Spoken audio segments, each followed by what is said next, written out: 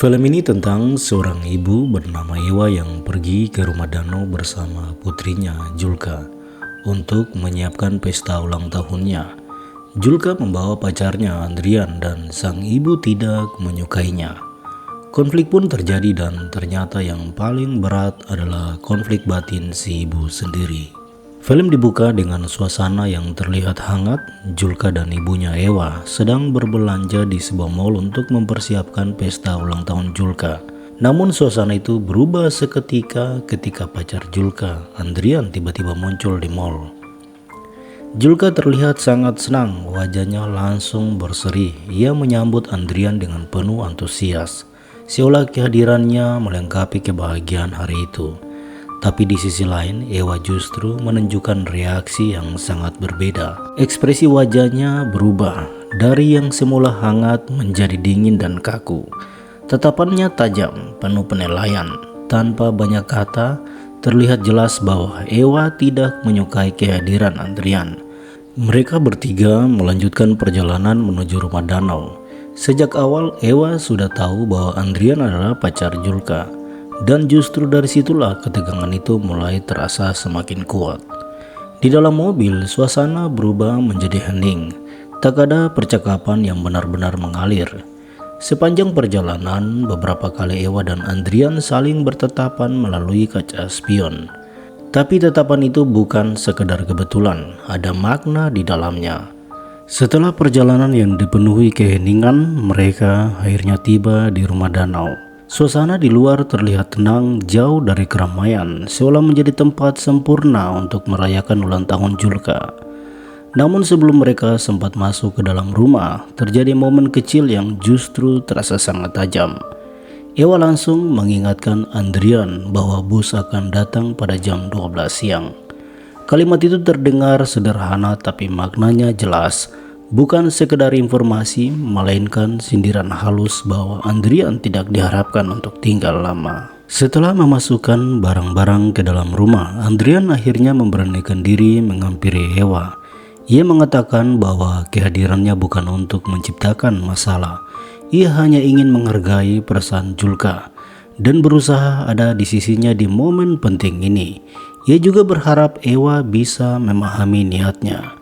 Momen itu terasa jujur dan cukup berani, namun respon Ewa tidak berubah. Alih-alih melunak, Ewa tetap mempertahankan sikap dinginnya. Tatapannya masih penuh penilaian, seolah kata-kata Andrian tidak cukup untuk mengubah apa yang sudah ia rasakan sejak awal. Ewa mulai menyibukkan diri dan merapikan barang-barang. Namun di sela-sela itu, ia beberapa kali menatap ke arah Julka dan Andrian dari kejauhan. Tatapan itu tidak disertai kata-kata, hanya diam tapi penuh makna. Dari jauh, Ewa melihat putrinya tertawa, berbicara santai dan terlihat nyaman bersama Andrian. Momen sederhana itu justru terasa begitu kontras dengan hubungan Ewa dan Julka yang kaku. Dan disitulah muncul pertanyaan yang tidak pernah diucapkan secara langsung. Apakah Ewa merasa cemburu atau apakah ia sebenarnya merasa sunyi? Tidak lama setelah itu, Andrian kembali menghampiri Ewa. Kali ini alasannya sederhana. Ia ingin mengambil lesson yang diminta oleh Julka. Situasinya terlihat sepele, namun saat keduanya berdiri berhadapan, suasana langsung berubah. Jarak di antara mereka begitu dekat. Tidak ada orang lain, hanya keheningan dan tatapan yang tak terhindarkan. Untuk sesaat mata mereka saling bertemu. Tatapan itu terasa dalam, canggung, dan penuh makna yang tidak diucapkan. Bukan hanya tentang ketidaksukaan, tapi juga seperti ada sesuatu yang sedang dibaca satu sama lain. Julka dan Andrian kembali dari danau, membawa sisa-sisa ketenangan yang perlahan memudar. Ewa menyambut mereka dengan sebuah kabar. Katanya, ayah Andrian baru saja menelpon dan memintanya segera pulang. Kalimat itu terdengar sederhana, nyaris biasa, namun di baliknya tersembunyi maksud yang tak diucapkan. Andrian memahami, ia tahu bukan kebenaran, melainkan cara halus untuk menyingkirkannya dari ruang yang tak pernah benar-benar menerimanya. Pada akhirnya Andrian benar-benar pergi, tanpa banyak kata, tanpa perlawanan. Ia meninggalkan tempat itu seperti seseorang yang sejak awal tahu bahwa kehadirannya hanya sementara dan tidak pernah benar-benar diinginkan. Julka kemudian menyinggung ibunya dengan nada yang tajam. Ia mengatakan bahwa Ewa diam-diam menyukai Andrian dan bahwa perasaan itulah yang membuat Andrian harus pergi. Ucapan itu seketika melukai.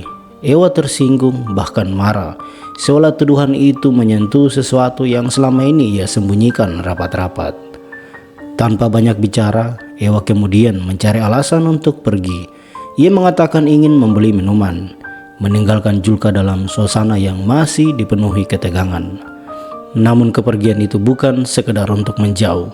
Alih-alih menuju toko, Ewa justru menyusul Andrian di tengah jalan, seolah ada dorongan yang tak lagi bisa ia tahan. Ia menjemputnya lalu membawa Andrian pergi ke sebuah tempat yang sunyi. Di tempat itulah batas yang selama ini dijaga perlahan runtuh. Apa yang sebelumnya hanya berupa tatapan dan ketegangan yang tak terucap, berubah menjadi sesuatu yang lebih dekat, lebih dalam, dan tak lagi bisa disangkal. Mereka akhirnya memiliki romansa. Tidak lama kemudian telepon Ewa berdering. Julka mencoba menghubunginya, namun Ewa hanya menatap layar itu sejenak, lalu membiarkannya tetap berdering tanpa jawaban. Di antara keheningan yang tersisa, Ewa akhirnya berbicara. Dengan suara yang kembali dingin, ia meminta Andrian untuk pergi dan tidak pernah kembali, tidak lagi menemui Julka. Permintaan itu terdengar tegas, hampir tanpa celah. Andrian memahami tanpa banyak bertanya. Tanpa mencoba melawan, ia menerima maksud tersebut. Seolah ia sadar bahwa apapun yang baru saja terjadi bukanlah sesuatu yang bisa dipertahankan. Dan pada akhirnya mereka berpisah, membawa masing-masing beban yang tak terucapkan. Ewa kembali ke rumah, langkahnya melambat saat ia melihat lampion-lampion yang telah dirusak. Hiasan yang sebelumnya dipersiapkan dengan penuh harapan untuk ulang tahun Julka. Dalam diam Ewa mulai menyadari sesuatu. Mungkin Julka telah menduga. Mungkin ia tahu bahwa ibunya diam-diam telah menemui Andrian. Dengan hati yang diliputi kegelisahan, Ewa akhirnya bertanya, mengapa Julka merusak semua itu? Mengapa ia menghancurkan persiapan untuk hari yang seharusnya menjadi miliknya? Julka menjawab, suaranya bergetar. Ia mengatakan bahwa Andrian telah memberitahunya untuk tidak datang lagi, untuk tidak kembali merayakan ulang tahunnya. Kalimat itu terasa sederhana, namun menyisakan luka yang dalam. Dan akhirnya Julka pun menangis, bukan hanya karena kehilangan, tetapi juga karena sesuatu yang terasa runtuh dalam dirinya. Ewa menyaksikan semuanya dalam diam. Untuk pertama kalinya ia tidak lagi memiliki jarak. Ia mendekat lalu memeluk Julka erat. Seakan di dalam pelukan itu, ia ingin menahan semuanya yang telah terlanjur terjadi. Namun di balik pelukan itu ada perasaan yang tak bisa disembunyikan. Rasa bersalah yang perlahan memenuhi dirinya karena telah melukai hati putrinya sendiri, tepat di hari yang seharusnya menjadi milik kebahagiaannya. Dan film pun berakhir. Terima kasih telah menonton dan sampai jumpa.